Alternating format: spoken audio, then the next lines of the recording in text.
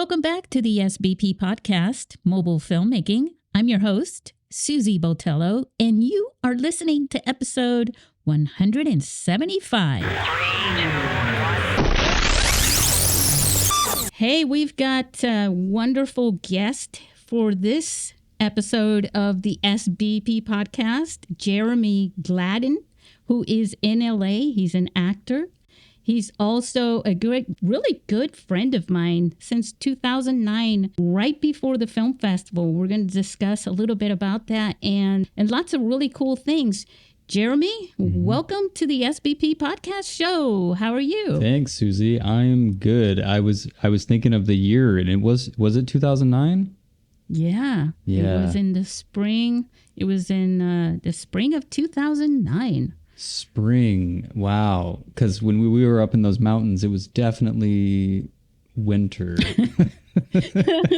Well, yeah, we had snow blizzards and snow, but there was some days when the sun was shining, and because it's reflecting off the white snow, it got really warm. How many layers were you wearing during our evening shoots? I think I had like 20 layers on, and I was still freezing. Yeah, I think because I was in my actual wardrobe costume for the show, for the movie, was wool. It was like this thick wool Civil War thing. So soldier. Yeah. So under that, I think I had maybe 3 layers under that.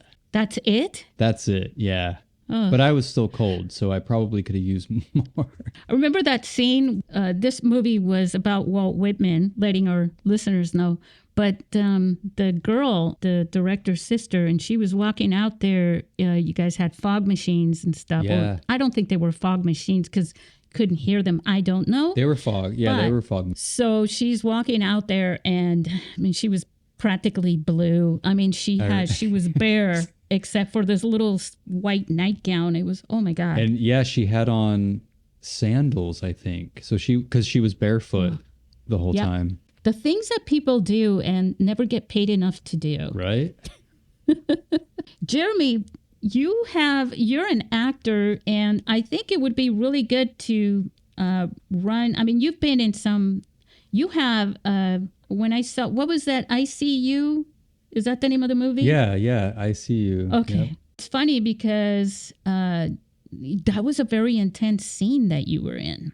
Yeah, it was pretty juicy. It was very fun too, and it kind of sucks because they actually cut several parts of that scene out.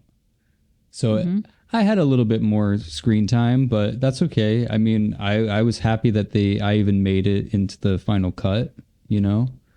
I don't think they could have avoided that because it was so intense. You did such an awesome job in it. Thank you. Yeah, it was. I mean, during that scene, I'm holding my breath going, what's happening? What's happening? What's happening? Mm-hmm. You know? Yeah. What was the character that you played?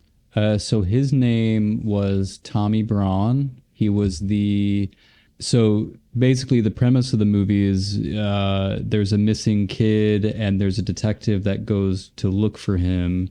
And he finds out that there was a previous, it's basically the same guy creating these kidnappings that happened 10, 15 years ago.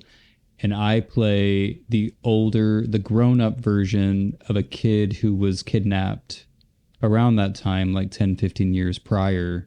And the detective finds me to go talk to me to see if I have any information to give him. And that's where he comes to the house and he sees me in the backyard and I'm all mangled. And yeah. You are, how many roles have you played? That's a great question. How many roles? Not enough.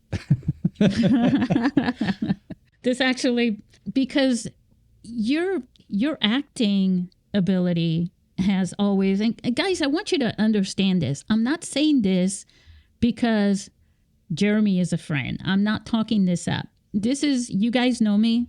I'm very, upfront, and I'm not going to kid you.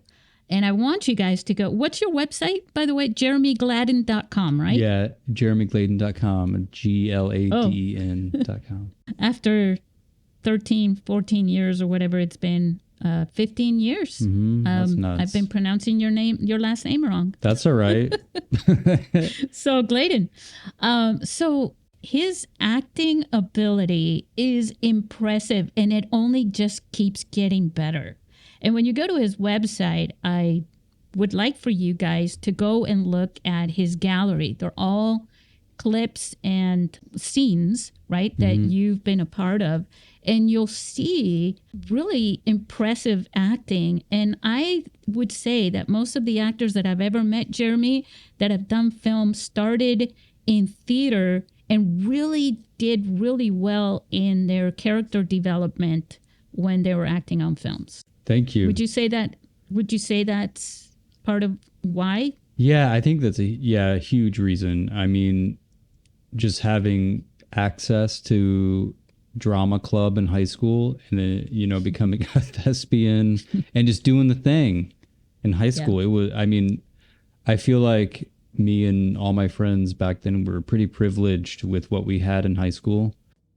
I did too, just so you know. I used to think it was the best thing because I traveled so much. So wherever I went to a new school, you go into where all the drama kids are and join the drama class. Yeah. And next thing you know, you're accepted and you're in now, right? And it's a shame that, I don't know how it is now, but they were trying to get rid, in Ohio, I grew up in Ohio, Cleveland, Ohio, and they were trying to get rid of arts altogether, like no theater in high schools, none of that. So I don't know what it looks like now, but yeah, it does. That really does suck because it's like, part of learning is enjoying your passion, what you're passionate about, and following those things. Yeah. And acting really does help people open up. It's a form of expression, acting is. Absolutely. Yeah. So one of the things that I do want to talk about for a second here is, and I want to make that announcement. I don't think we've even made that yet. So let's do it. Let's do it now and share with everybody how cool this is. So Jeremy is, for the first year, he is part of our judging panelists for the short films competition. How do you feel about that?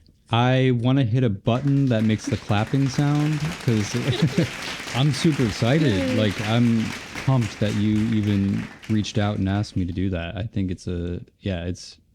I'm honored and it sounds awesome. So I can't wait.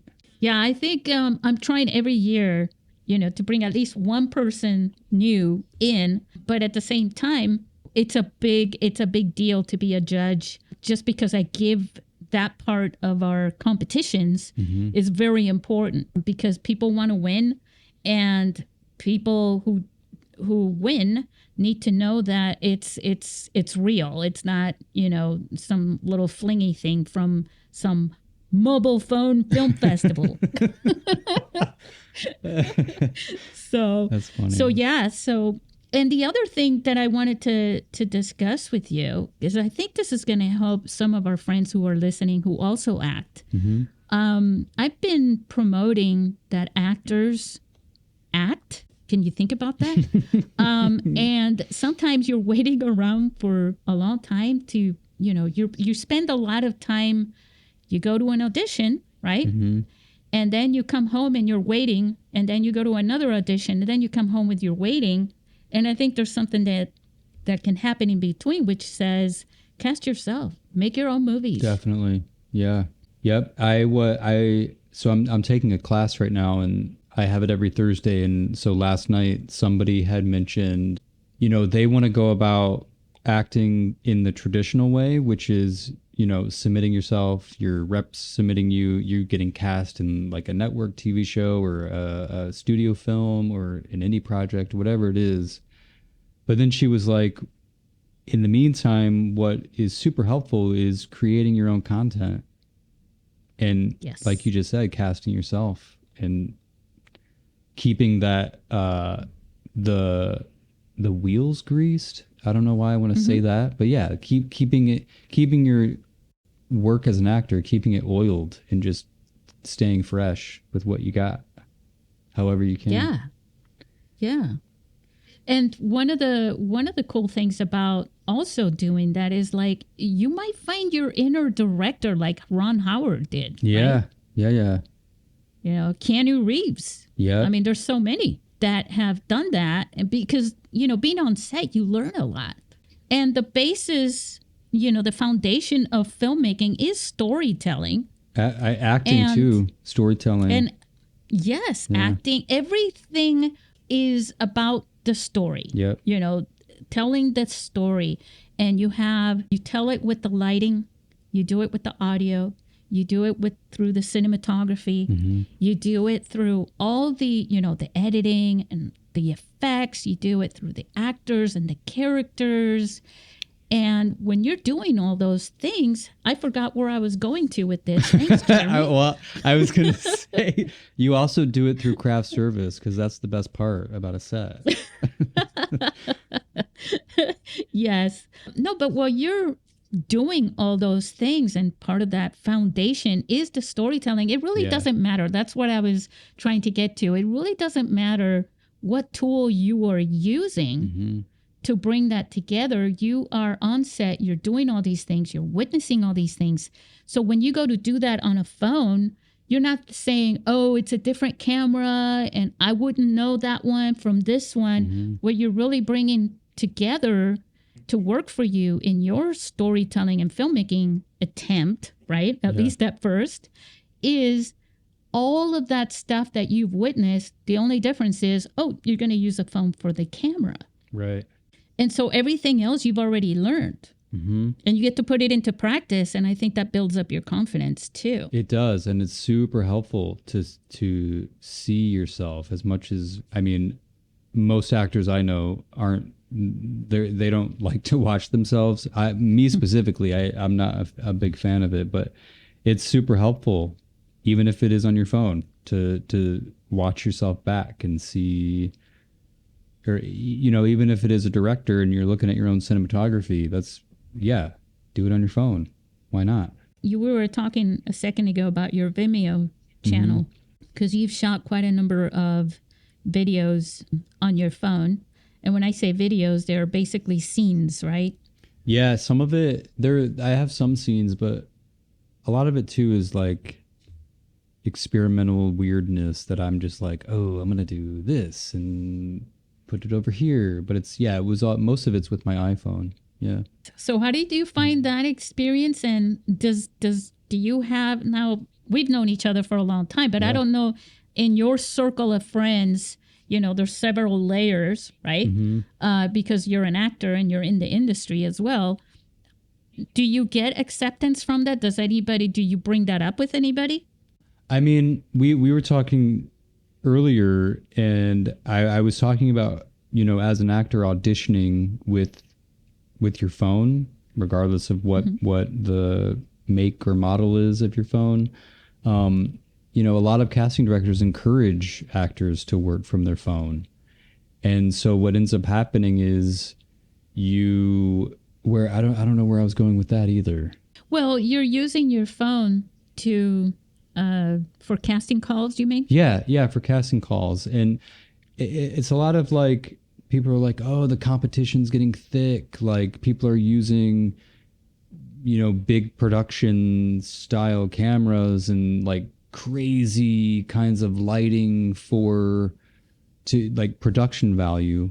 But it really can be so simplified as an actor, because the point of a self-tape is they want to see your acting. They don't care about...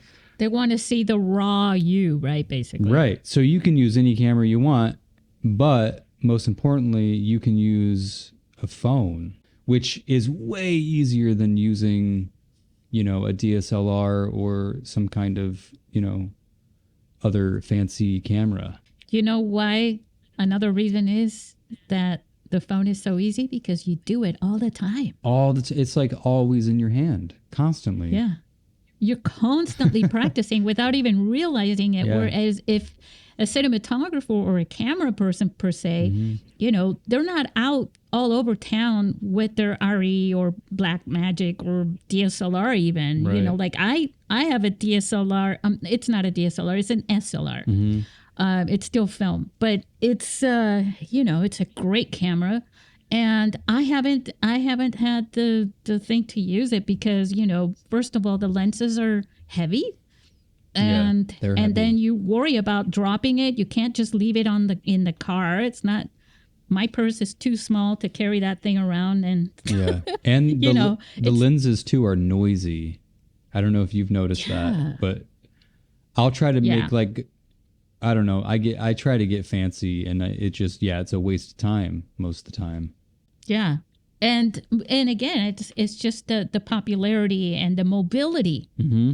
That yes, a DSLR is mobile because you can take it anywhere easy. But it's still something you got to plan to take out of the house. You don't just go grocery shopping with your DSLR. And then something could happen there. And how are you going to film it? That would be a great insert shot for my film, right? Yeah. Yep. So, does that happen to you? I was going to say, unless you're a YouTuber, that's a whole other, those YouTubers get into fancy things when they could just have much better quality with their phone sometimes. Yes, for sure. We've got some friends. You're going to meet them. The guys that are doing the workshop. Awesome. For the festival. And they shot an iPhone film, a series called No Budget Zorro. Mm-hmm. And they shot that with their iPhones. And they're quote unquote YouTubers. I guess, but they're also they make films and they do all kinds of things. And so what I find really cool, that's called Art School Dropouts. I'm raising my hand because I am one. Yes. Yep. To answer your question, because you had asked if I told people that I used a phone to make that. Of course. I have no shame in that. Good for you. Yeah. And do you get any responses that are kind of like, why would you do that if you could access? I mean, I don't know what you have. Do you have a DSLR too? Yeah, I have a DSLR. It's an old one. It's an old model. It's the Canon T7i, which it's puny. It was like it's still a Canon. Yeah, it's still a Canon. It was $700. I bought it refurbished. I love it. Yep. And I have different lenses for it, but again, like we were just talking, it's bulky. Mm-hmm. I really can't make the kind of self-tape I want. Actually, I get a better self-tape from my iPhone. Resolution and all that? Resolution, the lighting seems to always be better because the iPhone, it's like, you can use what's the app? I'm sure you know it. The Black Magic app? No, it's is it Filmic Pro? Filmic Pro, that's it. Yeah. Yep. Like that is fancy. if you want to bump up your quality of a self-tape, but if you're doing like a trying to make a film on it, I think it's definitely serves a purpose. Filmic Pro. Yeah, the reason I brought up Blackmagic is because it's free and it's from the same makers of DaVinci, the editing system, and the Blackmagic camera as well. But it's completely free, and it has all the features, from what I know, that Filmic Pro has.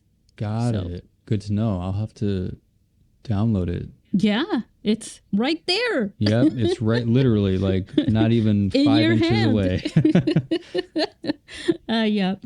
Yeah. So, Jeremy, if you we're going to inspire someone to act, film, and direct their own film. Mm-hmm. How would you inspire them? What would you say to them? I mean, first and foremost, maybe is to not overthink it. If you're an actor that's, putting yourself on tape, like you want to make create your own character and put yourself out there. I've been asked by my rep, my agent has asked me to create like a 1-minute short in a very specific type of character so that, casting directors can see me as that type of character that I don't necessarily already have in my reel or my other footage. And we went back and forth about ideas, basically coming up with a script. Well, I'm talking ahead of myself.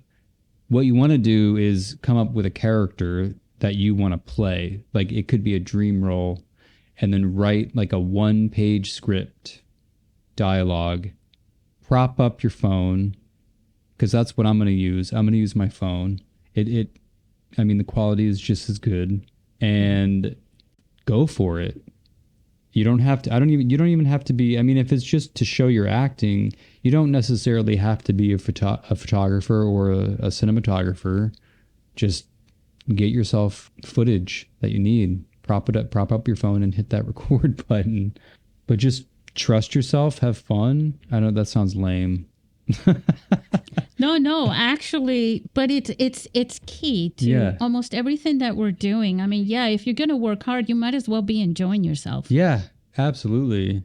And at the end of the day, it's like, if you haven't this idea of a type of role that you want to play, and you feel like you're not getting it ever in your career, why not just make it yourself and have it up on your website or YouTube or on your breakdowns, your Actors Access, your LA Casting.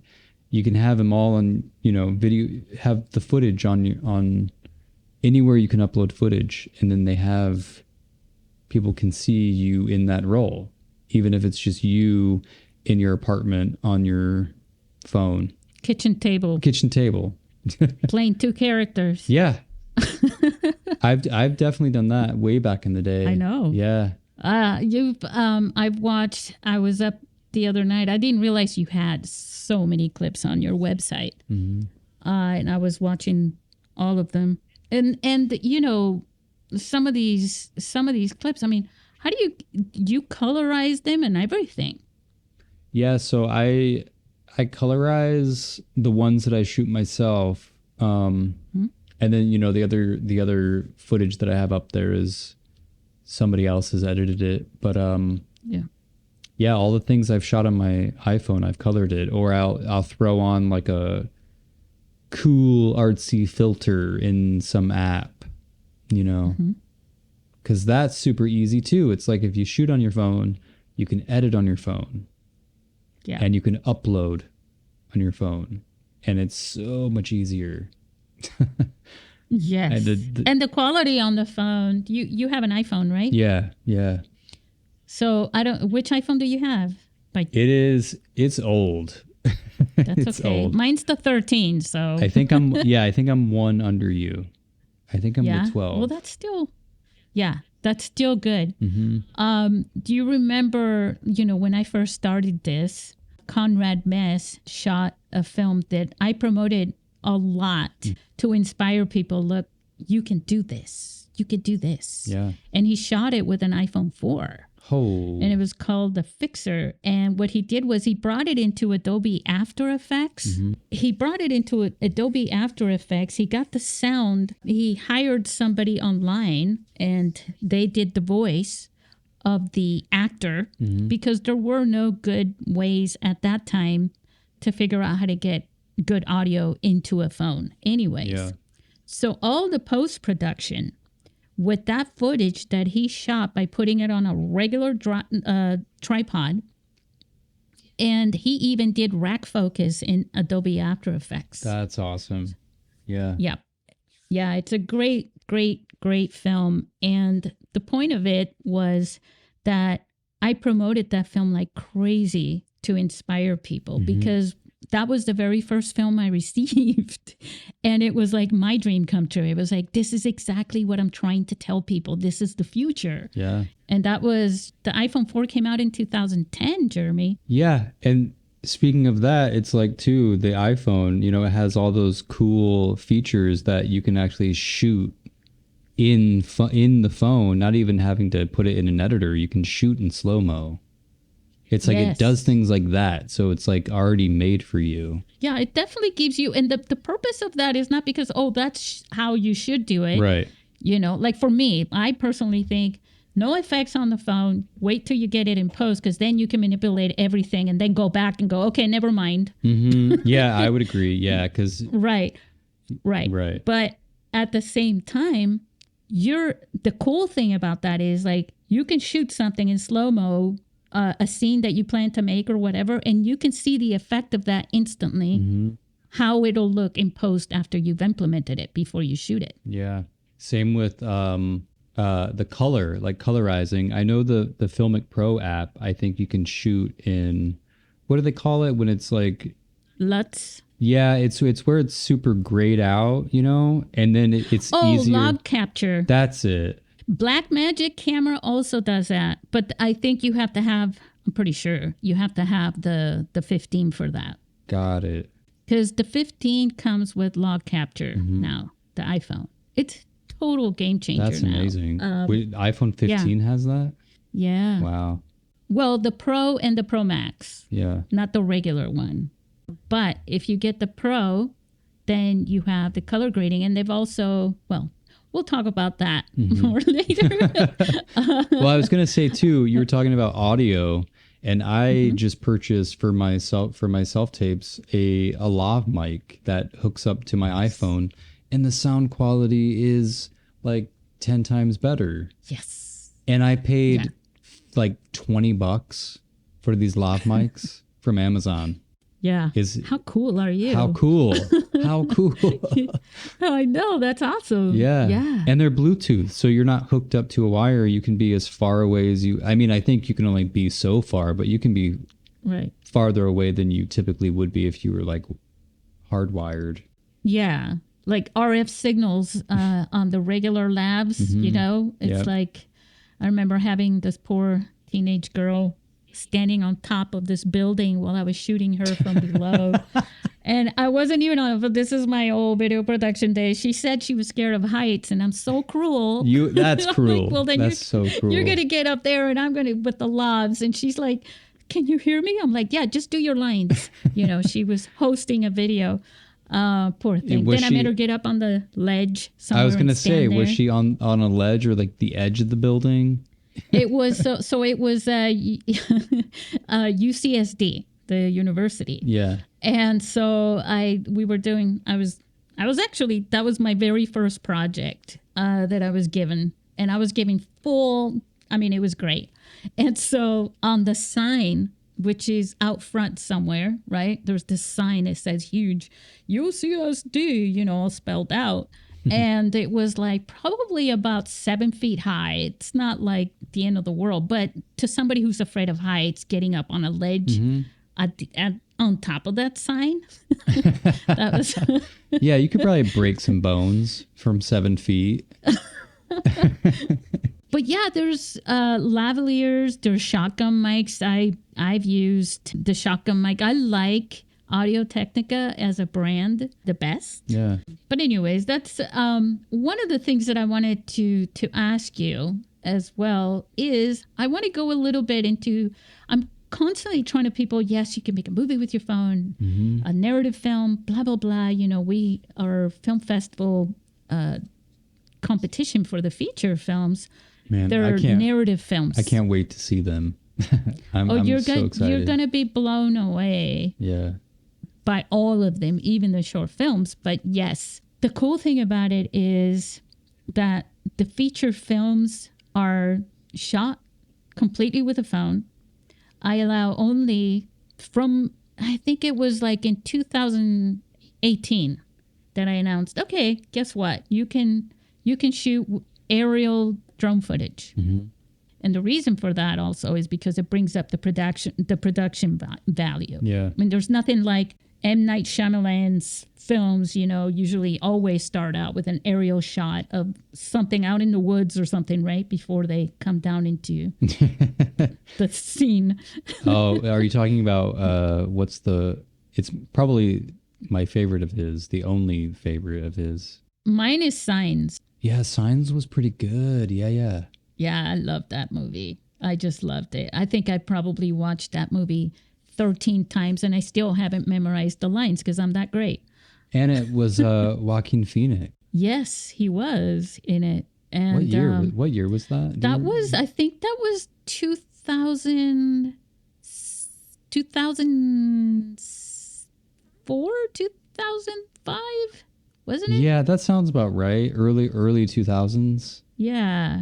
Yeah, because I know I was living out there in the mountains, and the screen door that we had was wood, like the one in the signs, and it had that squeaky spring when you open and it swung closed, poof, and it reminded me of that, like, oh, this is so awesome.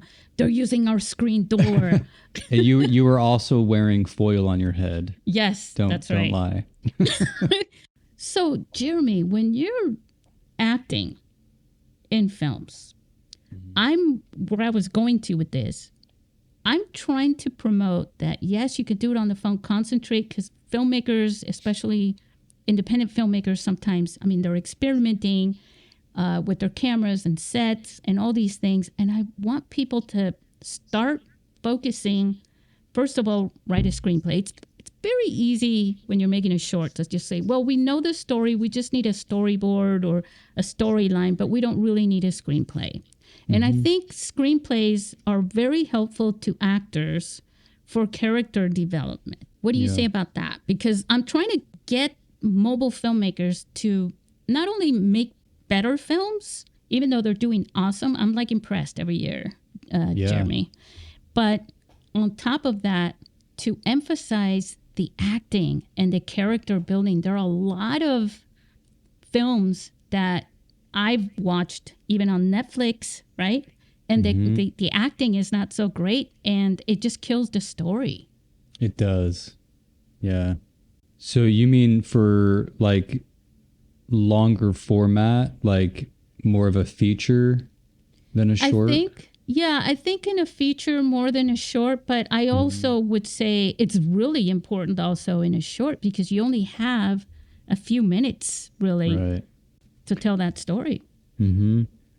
Yeah, character development for any film, short or feature, is super important. Where did you get your expertise in acting? Because you're that good. I have to ask. Well, thank you. I did theater all through high school. I had training in college. I was double majoring in photography, because I was like, I could get some, behind the scenes sort of experience, which for me was through photography. And at the same time I was doing theater. And then I moved out to LA, and I think honestly, at the very beginning, I had taken film acting for, camera classes back in Ohio. And then when I moved to LA, I just kind of jumped right into getting involved on set. I think that's honestly the best way to learn. Learn from your peers, see how other people do it. And yeah, that's kind of what I did for many, many years. And now I've taken classes online, and now I'm finally in an in-person acting class after the pandemic. I'm finally in one that I really enjoy, because it's a completely fresh approach to acting, and I'm loving it so far. But that's now. So before that was one-off acting classes, or I like to thank my teachers growing up in high school that taught me cool shit, and in college too. A lot of it. Where did that come from? Where like, okay, you were born one day. One day I was born. That's it. But there's always a little glimpse of, early childhood that kind of, what's that story? That story is pretty awesome. I have to say, my dad was, he worked a lot. He worked out of town all the time. So he was around when he could be around. And when he was, it was awesome. He basically was a filmmaker, and he wasn't pursuing it professionally by any means, but he was making, they weren't just, he made the home movies, but he was making home movies. And he would cast me and my two brothers in all of his films. So there's a lot of footage of me as a kid playing, like I remember there was a little short he made of me and my two brothers. We were all poker players, and I was the card dealer, and it was called 5 Card Stud. And he gave me this like mustache made out of, what was it made out? It was like some fabric, and it was just taped on. And I remember it kept falling off. So I'd have to like, I think I was 5 years old, and Aw. I would giggle, and I'd have to pick up my mustache and like put it back on. And he would do the voiceover of me, so I sounded like some older smoker, like who was a card dealer.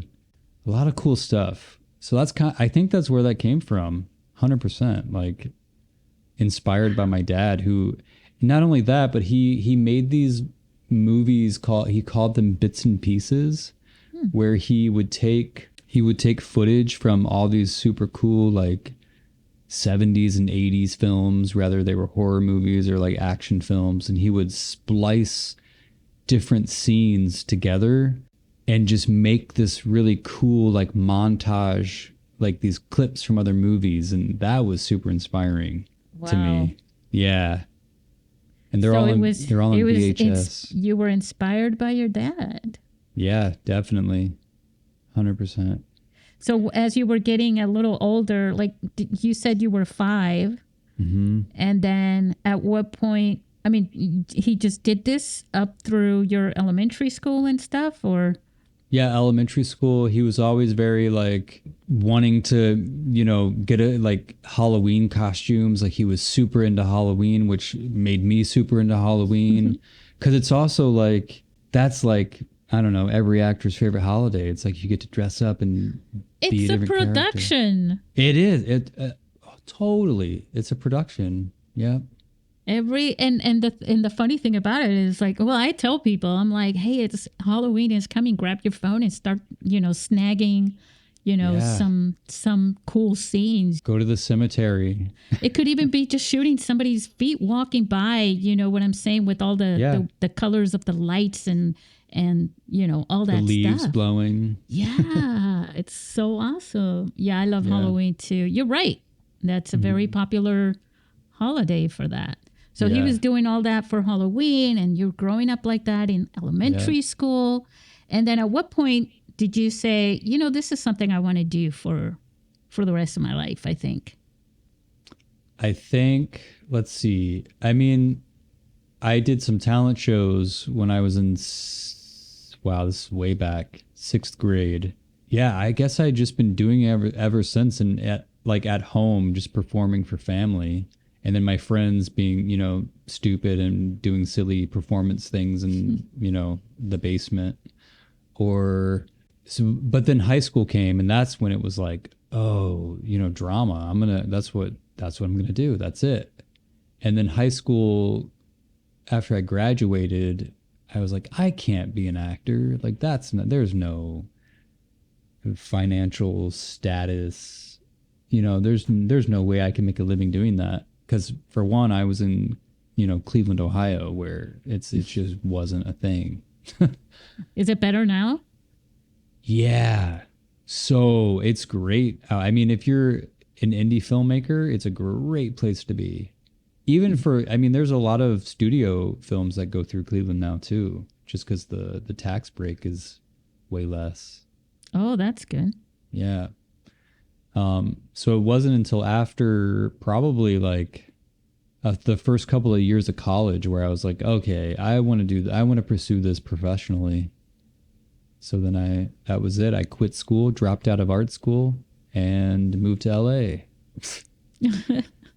Yeah. Just one of those guys. One of those.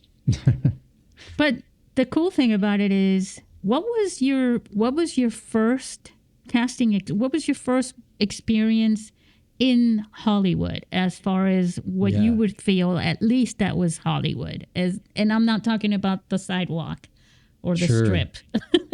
Yeah, because have you been? Yes, of course. Like everybody says, so listeners, if you're listening to us from, some other country, you probably think the Hollywood Strip, Hollywood Boulevard, that's where, the glamour is. No, guys, it's in Beverly Hills.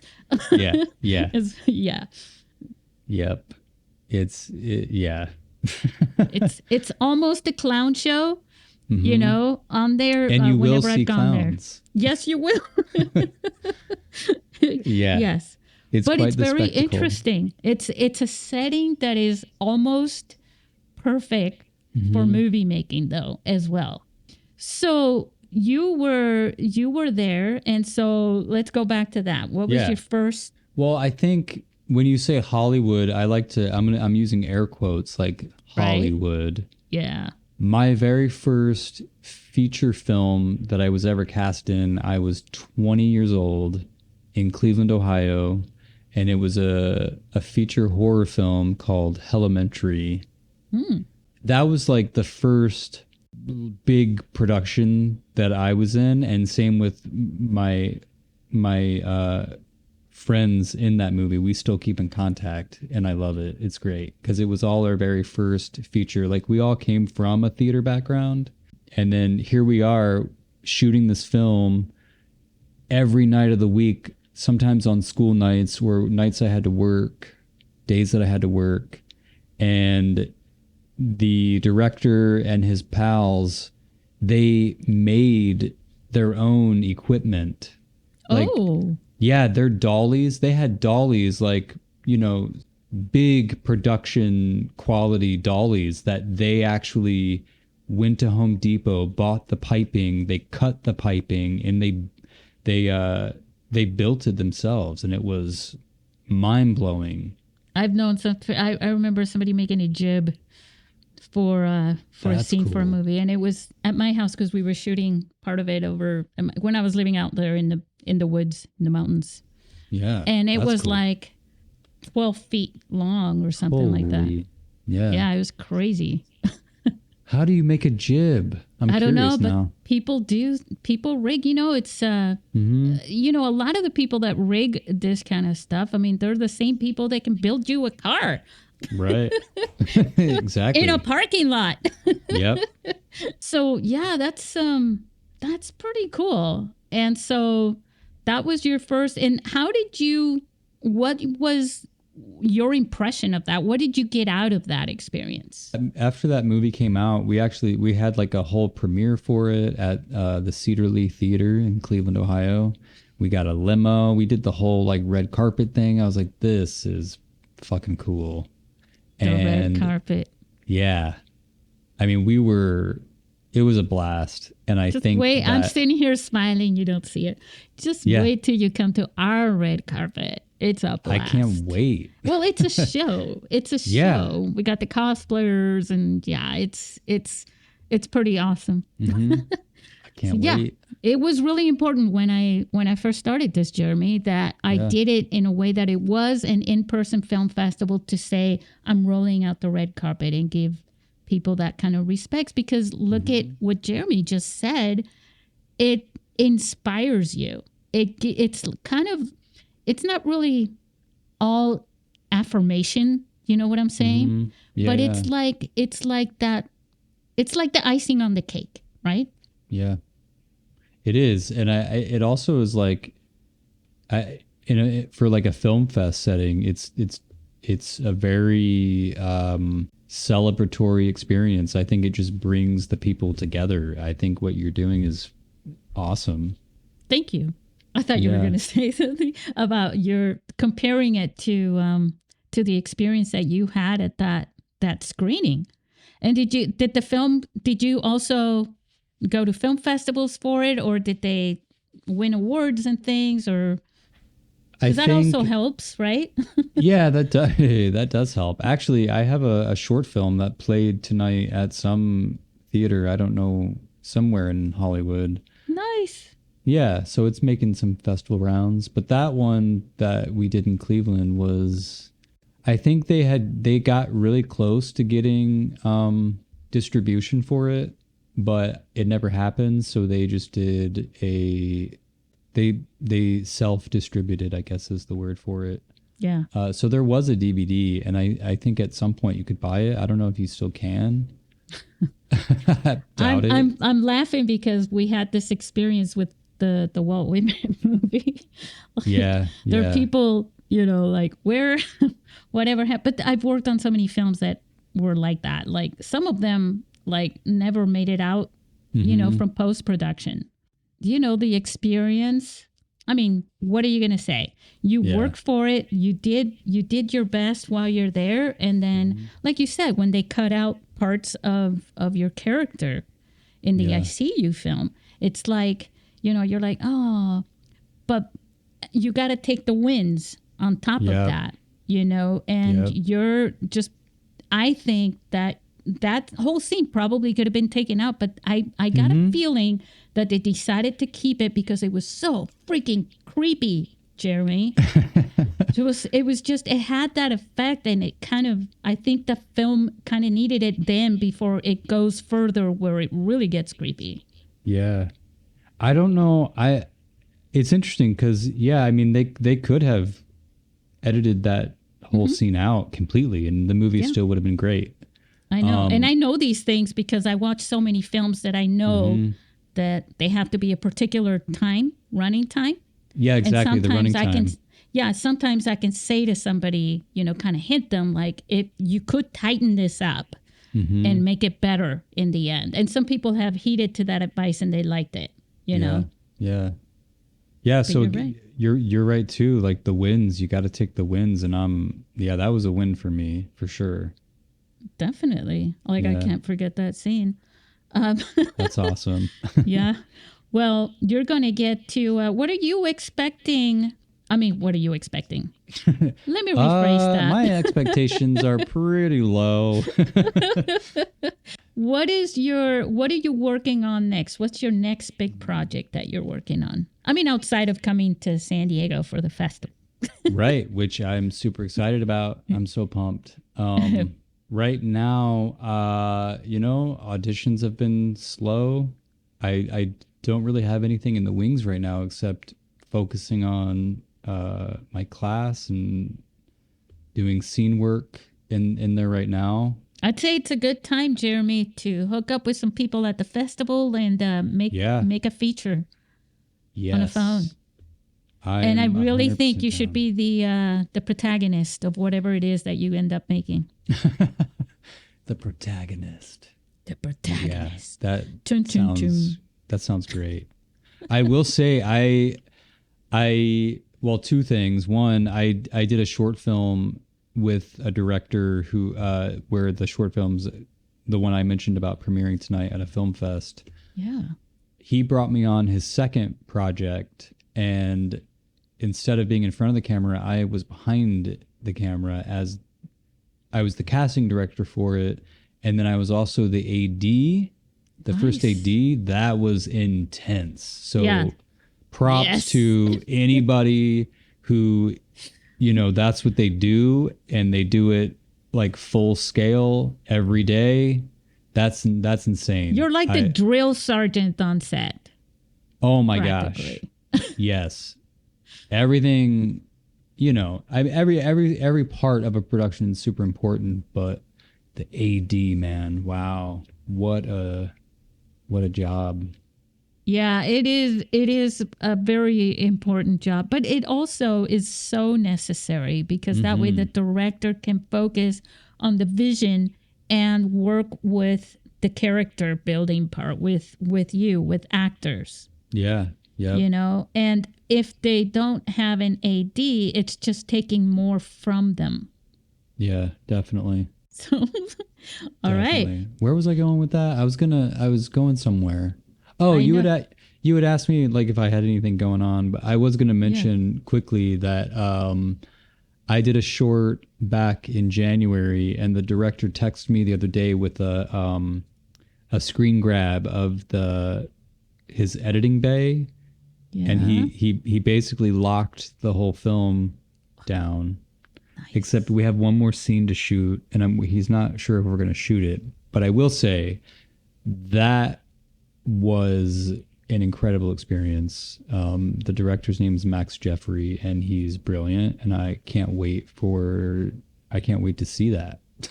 What's the genre? Interesting question. You'll have to find out. Yeah. It's a little. I think there's a lot of open ins to the whole production, but it's about like a 20-minute short, I would say. Yeah, There's a lot of surprises, I think. Well, we'll just have to wait for that. When can people find out? Good question. I'm not for sure. I'm just full of good questions today, huh? I know. I was like, I just said good question like 5 minutes ago or like 1 minute ago. Well, usually that. Great question. Too bad I can't answer that. Yeah. Yeah, no, that's Hopefully great. soon. That's great. And again, every experience you have, whether, as we share with mobile filmmakers, every experience that you have turns into your expertism, that's where it leads. The more and more you do it, like Jeremy, all the experiences that I don't know how many you've ever turned down. But I would imagine it's really hard to turn a project down on this. It's conflicting with something else because you're getting more experience and more chances to perfect your skill as an actor. Right? Yeah, definitely. I think, that old saying, beggars can't be choosers. I think the only thing I've ever turned down are auditions. And it's probably because I don't want to, depending on what the storyline is or the character, it's maybe like, not so interesting, or maybe I don't necessarily need it for my repertoire or whatever you call it, my footage. Your portfolio. Yeah, my portfolio. I mean, man, I can't wait for that day where I'm just like, oh, can't do that. And choosing. Yeah. That's pretty awesome. I do think you're going to get there. I really see, I've watched you from, you were just like a teenage soldier. That sounds like a song. Is there a song that says that? Teenage Wasteland. I was thinking Teenage Soldier. I was thinking literally that song. That's funny. Teen because I'm very Spirit. bad. I'm very bad with lyrics and things like that. Yeah. So Who sings that? Teenage Wasteland. The Who? Is it The Who? Or I one don't of those? know. I don't know. It's one of those bands. Yeah. I sound horrible. Hey guys, if I'm offending you with my no knowledge of, just reach out to me and let me know. Jeremy, it's been great having you on the show for the first time. I know you're going to be back. Yeah, this is super fun. Yeah, and probably after the festival too, to get some like, okay, what you were thinking was going to happen, and now, the end result. Yeah. Also, you were right about the Who. I Googled just now. Oh, really? Oh, wow. Yeah. That's a good lucky guess on my end. Jeremy, any last words? I know that sounds really bad. Any last words? I will leave you with this.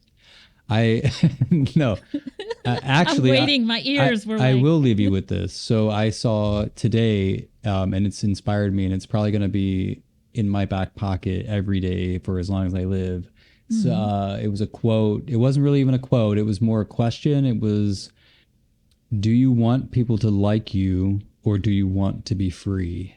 If you've got creative juices flowing and you need to get something out there, don't sit and wait till you have enough money to buy a fancy camera that you don't even need, and you can just use the phone that's in your back pocket or wherever you carry it. You know what I mean? So it's like, just don't sit and wait for things to happen. You can be making things. So maybe that's what my last words actually are. My last words to that, though, Jeremy, is...